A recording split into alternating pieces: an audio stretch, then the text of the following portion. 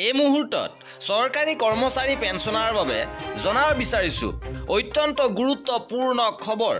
এবাৰ 8 পে গঠন নকৰাকৈ এইটো সূত্ৰ বা নিয়ম মতে কৰ্মচাৰীসকলৰ দৰমহা বৃদ্ধি পাব। এটা বিশেষ সূত্ৰৰ চিন্তা চৰ্চা কৰা হৈছে।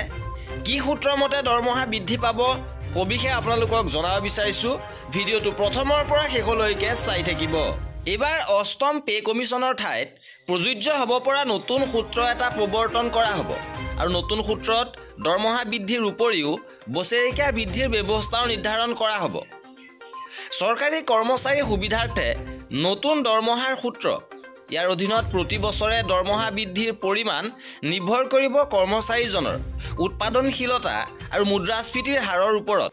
একাংশ বিশেষজ্ঞই কৈছে যে এই সূত্ৰত আৰু কিছু উন্নতি কৰা হ'ব আৰু তাৰ পিছত সূত্ৰটো কাৰ্যকৰী কৰা হ'ব আৰু সকলো কৰ্মচাৰীয়ে লাভ কৰিব এই সুবিধা। 7ম দৰমহা আয়োগৰ নতুন সূত্ৰত চৰকাৰে সকলো শ্ৰেণীৰ চৰকাৰী কৰ্মচাৰীৰ দৰমহা বৃদ্ধিৰ সমতা স্থাপনৰ বাবে আৱিষ্কাৰ কৰিছে। কিয়নো এই নতুন সূত্ৰৰ অধীনত গ্ৰেড পে অনুসৰি ইমান পাৰ্থক্য এতিয়াও আছে যে এটা অতি সুনামধন্য সংবাদ মাধ্যমৰ প্ৰতিবেদন অনুসৰি কৰ্মচাৰীৰ জীৱনশৈলীৰ বৃদ্ধিৰ বাবে এই নতুন সূত্ৰটো চৰকাৰৰ ওচৰলৈ কেনেদৰে আনিব পাৰি সেই সম্পৰ্কে সকলো প্ৰস্তুত কৰা হৈছে। বৰ্তমান এই সকলো তথ্য উৎসৰ দ্বাৰা জনা গৈছে। ইয়াৰ সন্দৰ্ভত এতিয়াও কোনো আনুষ্ঠানিক ঘোষণা কৰা হোৱা নাই।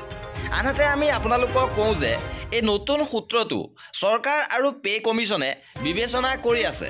আৰু এয়া আছিলে আজিৰ ভিডিঅ'টোত কৰ্মচাৰী আৰু পেঞ্চনাৰৰ প্ৰতিটো আপডেট পাই থাকিবৰ বাবে আমাৰ চেনেলটো ছাবস্ক্ৰাইব কৰি ৰাখিব।